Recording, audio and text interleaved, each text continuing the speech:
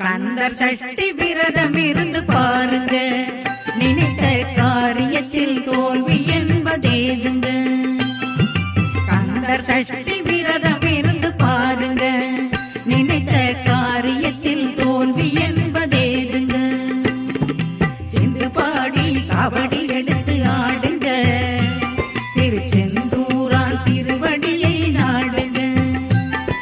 சென்று பாடி கபடி எடுத்து ஆடுங்க, திருச்செந்தூரான் திருவடியை நாடுங்க. கந்தர் சஷ்டி விரதம் இருந்து